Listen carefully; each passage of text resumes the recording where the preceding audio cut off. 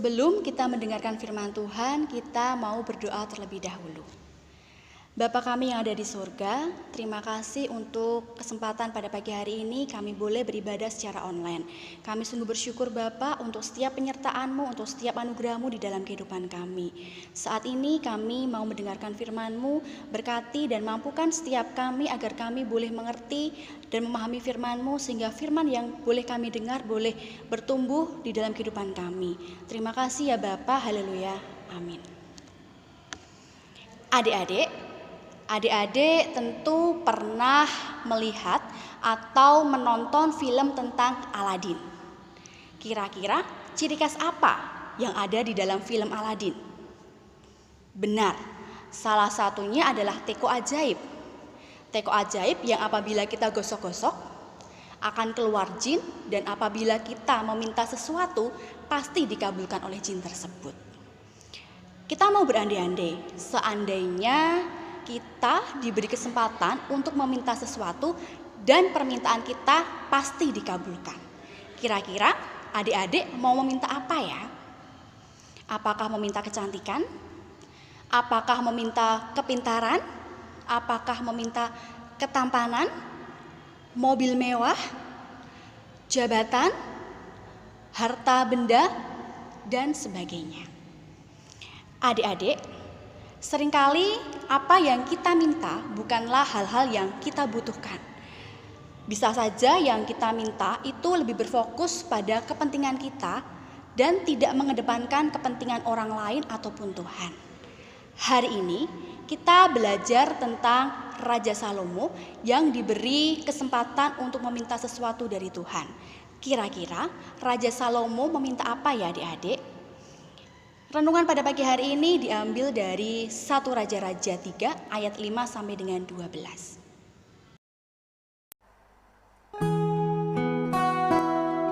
Demikianlah firman Tuhan. Di Gibeon itu Tuhan menampakkan diri kepada Salomo dalam mimpi pada waktu malam. Berfirmanlah Allah, "Mintalah apa yang hendak kuberikan kepadamu." Lalu Salomo berkata, "Engkaulah yang telah menunjukkan kasih setiamu yang besar kepada hambamu Daud ayahku, sebab ia hidup di hadapanmu dengan setia, benar dan jujur terhadap engkau, dan engkau telah menjamin kepadanya kasih setia yang besar itu dengan memberikan kepadanya seorang anak yang duduk di tahtanya seperti pada hari ini. Maka sekarang ya Tuhan Allahku, engkaulah yang mengangkat hambamu ini menjadi raja menggantikan Daud ayahku, sekalipun aku masih sangat muda dan belum berpengalaman. Demikianlah hambamu ini berada di tengah-tengah umatmu yang kau pilih, suatu umat yang besar yang tidak terhitung dan tidak terkira banyaknya. Maka berikanlah kepada hambamu ini hati yang faham menimbang perkara untuk menghakimi umatmu dengan dapat membedakan antara yang baik dan yang jahat. Sebab siapakah yang sanggup menghakimi umatmu yang sangat besar ini?" Lalu adalah baik di mata Tuhan bahwa Salomo meminta hal yang demikian. Jadi berfirmanlah Allah kepadanya, "Oleh karena engkau telah meminta hal yang demikian dan tidak meminta umur panjang atau kekayaan atau nyawa musuhmu, melainkan pengertian untuk memutuskan hukum, maka sesungguhnya aku melakukan sesuai dengan permintaanmu itu. Sesungguhnya aku memberikan kepadamu hati yang penuh hikmat dan pengertian, sehingga sebelum engkau tidak ada seorang pun seperti engkau, dan sesudah engkau tak akan bangkit seorang pun seperti engkau." Firman Tuhan pada hari ini menceritakan tentang Salomo diberi kesempatan oleh Tuhan untuk meminta sesuatu. Salomo saat itu menjadi raja dengan usianya yang masih muda dan belum berpengalaman. Oleh sebab itu Salomo meminta hikmat dari Tuhan untuk memimpin bangsa Israel.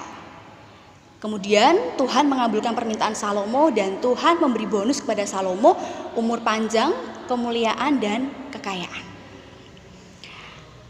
Apa yang diminta Salomo tentu berbeda dari standar kehidupan manusia pada umumnya. Orang bisa saja minta kekayaan, jabatan dan hal-hal dunia lainnya. Tetapi Salomo tidak meminta semuanya itu. Salomo justru meminta hikmat daripada Tuhan. Mungkin kita berpikiran, Salomo kan raja, dia sudah punya segalanya, dia kaya. Tentu saja dia akan memilih meminta hikmat dari Tuhan untuk memimpin bangsa Israel, untuk menyelesaikan tugas beratnya sebagai seorang raja. Benar adik-adik, kita boleh berpikiran seperti itu, tapi kita harus ingat sifat manusia adalah tidak pernah puas dengan apa yang dia miliki. Salomo tidak melakukan hal tersebut. Salomo justru mengendalikan keinginan pribadinya dan mengedepankan apa yang baik untuk orang lain, untuk bangsanya dan untuk Tuhan. Salomo menunjukkan kasih setianya kepada Tuhan dengan menunjukkan hidup menurut sesuai dengan ketetapan-ketetapan dari Daud ayahnya. Kita tahu Daud adalah orang yang hidup jujur, hidup benar, hidup taat, menaati setiap perintah dari Tuhan. Adik-adik, kita perlu meneladani Salomo. Adik-adik, kita memiliki identitas sebagai anak-anak Allah. Sebagai anak-anak Allah, kita harus berbeda dengan yang lainnya. Kita harus taati perintah Tuhan sehingga sikap dan perbuatan kita benar di hadapan Tuhan. Mari adik-adik kita meminta hikmat dari Tuhan untuk mengatasi persoalan hidup kita. Mari kita berdoa. Bapa yang Maha Baik, terima kasih buat firman-Mu pada pagi hari ini. Dan saat ini kami sungguh bersyukur untuk firman-Mu. Biarlah firman-Mu boleh tertanam di hati kami, firman-Mu boleh bertumbuh di dalam kehidupan kami. Dan biarlah Tuhan boleh memberikan hikmat-Mu kepada setiap kami, sehingga melalui hikmat-Mu kami boleh mengatasi setiap persoalan di dalam kehidupan kami. Terima kasih ya Bapa, haleluya, amin.